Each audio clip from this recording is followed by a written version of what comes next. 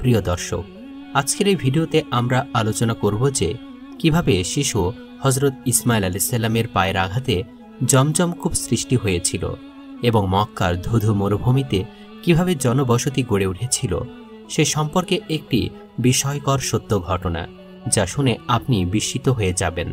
তাই পুরো ঘটনাটি বুঝতে ভিডিওটি একবারে শেষ পর্যন্ত দেখবেন। হযরত ইব্রাহিম আলাইহিস সালামের দুইজন স্ত্রী ছিলেন, একজনের নাম সারা এবং অপরজনের নাম হাজেরা আলাইহিস সালাম। হাজেরা আলাইহিস সালামের এক পুত্র সন্তান ছিল, যার নাম ইসমাইল আলাইহিস সালাম। একদা মহান আল্লাহ তাআলার পক্ষ হতে আদেশ এলো, হে ইব্রাহিম, তুমি তোমার স্ত্রী হাজেরা এবং পুত্র ইসমাইলকে নিয়ে মহান আল্লাহ তাআলার উদ্দেশ্যে বেরিয়ে পড়ো এবং তাদেরকে মক্কার এক নির্জন প্রান্তে রেখে এসো। মহান আল্লাহ তাআলার এই আদেশ আসবার সঙ্গে সঙ্গে হযরত ইব্রাহিম আলাইহিস সালাম তার স্ত্রী এবং পুত্রকে নিয়ে বেরিয়ে পড়লেন। হযরত ইব্রাহিম আলাইহিস সালাম দুজনকে নিয়ে সাফা ও মারওয়া পর্বতের মাঝে পৌঁছে গেলেন। সেখানে তখন কোনো মানুষের বসবাস ছিল না। হযরত ইব্রাহিম আলাইহিস সালাম তাদেরকে কিছু খেজুর এবং একটি পানির পাত্র দিলেন। এরপর তিনি ফিরে যেতে লাগলেন। হযরত হাজেরা আলাইহিস সালাম ইব্রাহিম আলাইহিস সালামের হাত ধরে বললেন, আপনি আমাদেরকে এভাবে ফেলে কোথায় যাচ্ছেন? এখানে না আছে কোনো খাবার, না আছে কোনো থাকার জায়গা, আমরা এখানে কিভাবে থাকব? হাজেরা আলাইহিস সালামের কথা শুনে ইব্রাহিম আলাইহিস সালাম চুপচাপ ছিলেন। হযরত হাজেরা আলাইহিস সালাম বারবার জিজ্ঞেস করতে লাগলেন, কিন্তু ইব্রাহিম আলাইহিস সালাম তারপরও চুপচাপ ছিলেন। এরপর হযরত হাজেরা আলাইহিস সালাম জিজ্ঞাসা করলেন, এটি কি আল্লাহ তাআলার হুকুম? তখন ইব্রাহিম আলাইহিস সালাম হ্যাঁ সূচক মাথা নাড়লেন। তখন হযরত হাজেরা আলাইহিস সালাম বললেন, যদি মহান আল্লাহ তাআলার এটি হুকুম হয়ে থাকে তবে তিনি নিশ্চয়ই আমাদের হেফাজত করবেন। এরপর হযরত ইব্রাহিম আলাইহিস সালাম সেখান থেকে চলে আসলেন আর তিনি মহান আল্লাহ তাআলার কাছে দোয়া করলেন, ইয়া মহান আল্লাহ তাআলা, এখানে না কোনো খাবার আছে, না কিছু পান করার মতো আছে। আমি আমার পুত্র ইসমাইল এবং আমার স্ত্রী হাজেরাকে সেখানে রেখে এসেছি সম্পূর্ণ আপনার ওপর ভরসা করে।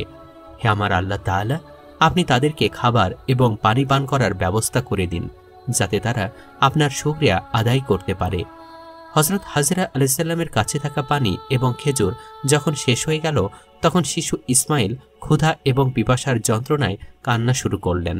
ছেলের এমন করুণ অবস্থা দেখে পানির খোঁজে হযরত হাজেরা আলাইহিস সালাম কখনো সাফা আবার কখনো মারওয়া পর্বত যেতে লাগলেন, যদি কোথাও পানির কোনো ব্যবস্থা করা যায় এমন আশায়। এইভাবে তিনি সাফা মারওয়া পর্বতের মাঝে দৌড়ে এসে পুনরায় তিনি ইসমাইল আলাইহিস সালামের কাছে আসতেন।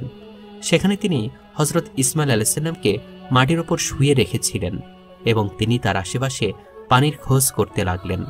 পানির খোঁজে হযরত হাজেরা আলাইহিস সালাম সাফা এবং মারওয়া পর্বতের মাঝে 7 বার দৌড়ালেন আর সঙ্গে সঙ্গে মহান আল্লাহ তাআলার কাছে দোয়া করতে লাগলেন, হে মহান আল্লাহ তাআলা, আমি আপনার ওপর ভরসা করি, নিশ্চয়ই আপনি আমাদেরকে এই মুসিবতে একা ছাড়বেন না।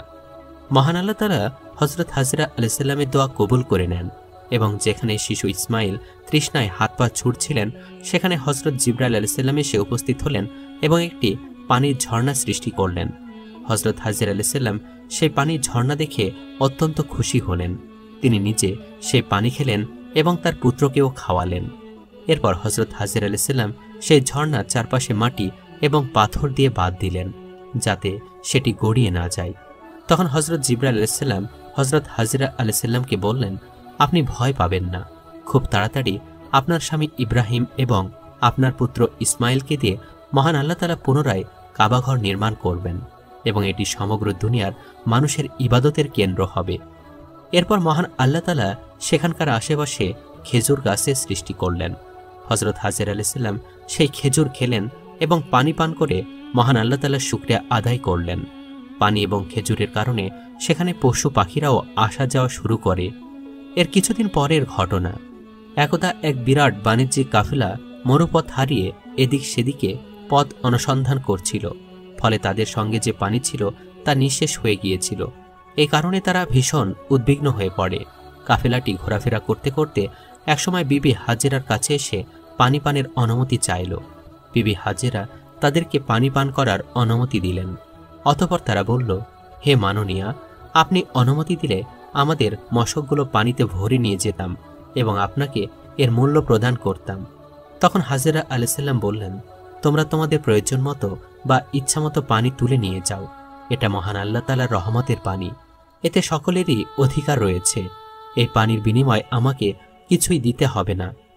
কাফেলা লোকেরা হাজেরা আলাইহিস সালামের কথায় খুব খুশি হয়ে গেল এবং তারা কূপ থেকে পানি তুলে তাদের মশকগুলো পরিপূর্ণ করে নিল। জমজম কূপ থেকে যে পানি নির্গত হচ্ছিল তা কূপের চারিদিকে বাঁধ দেওয়া সত্ত্বেও কিছু পানি চতুর্দিকে ছড়িয়ে পড়ল। ফলে ওই স্থানগুলো স্বাভাবিকভাবে উর্বর হয়ে গেল এবং যথেষ্ট পরিমাণে বৃক্ষলতা উৎপন্ন হতে লাগল। কিছুদিনের মধ্যেই এই স্থানটি মরুদ্যানে পরিণত হল। তারা সেখানে বসতি স্থাপনের জন্য প্রলুব্ধ হয়ে গেল। তাই তাদের মধ্যে অনেকেই হাজেরা আলাইহিস সালামের কাছে হাজির হয়ে বলল, হে মাননীয়া, আপনি সম্মত থাকলে আমরা এখানে বসতি স্থাপন করে বসবাস করব। এখানকার জমি খুবই উর্বর, এ জমিতে চাষাবাদ করব এবং এখানে যে ফসল উৎপাদন হবে তার 1/4 আমরা আপনাকে প্রদান করব, আর আমাদের এই উপকারের জন্য আপনাকে উত্তম বাসগৃহ নির্মাণ করে দিব। এ বিষয়ে আমরা আপনাকে আরও প্রতিশ্রুতি দিচ্ছি যে যদি অনুগ্রহ করে আপনি আমাদের এই প্রস্তাবে রাজি হন, তাহলে আমরা এখানে যা কিছুই করি না কেন সব কিছুতেই আপনার অনুমতি ও উপদেশ গ্রহণ করব, আর আপনার অনুমতি ছাড়া আমরা কখনোই কিছু করব না এবং আপনাকে আমাদের মায়ের মতো মান্য করে চলব। বিবি হাজেরা তাদের এই প্রস্তাবে আনন্দের সঙ্গে রাজি হলেন এবং এই ধরনের কাজকর্ম শুরু করার অনুমতি প্রদান করলেন। বিবি হাজেরার এই অনুমতি লাভ করে তারা সেখানে ঘরবাড়ি নির্মাণ করে বসবাস শুরু করল এবং সেখানকার জমিতে চাষাবাদ শুরু করতে লাগলো। চাষাবাদের ফলে উৎপন্ন শস্য এবং ফসলের 1/4 তারা হাজেরা আলাইহিস সালামকে প্রদান করত।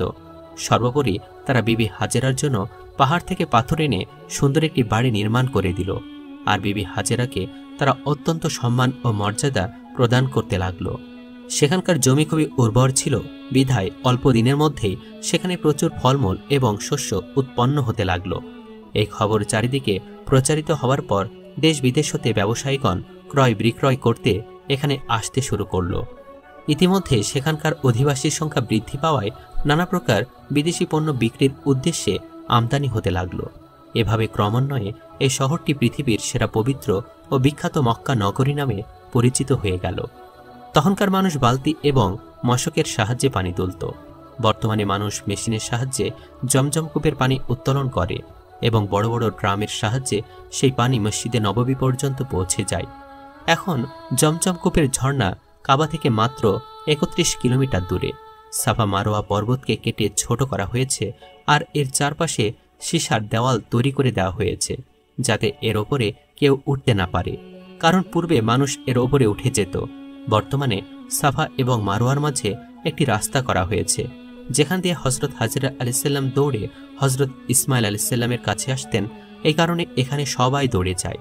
সাফা এবং মারোয়াতে দুটি রাস্তা, একটি রাস্তা বৃদ্ধদের জন্য যাতে তারা তাদের হুইলচেয়ার অথবা ইলেকট্রিক কার ব্যবহার করে তাদের 7 চক্র পূরণ করতে পারে। জমজম কুয়ায় বর্তমানে 2টি মোটর লাগানো, একটি পপ 1 এবং অপরটি পপ 2। পালা করে 24 ঘন্টা একটি মোটর এবং 24 ঘন্টা অন্যটি চলে। কিন্তু আজ পর্যন্ত এই জমজম কূপের পানি শেষ হয়নি। এটি মহান আল্লাহ তাআলার একটি অপরিসীম কুদরত।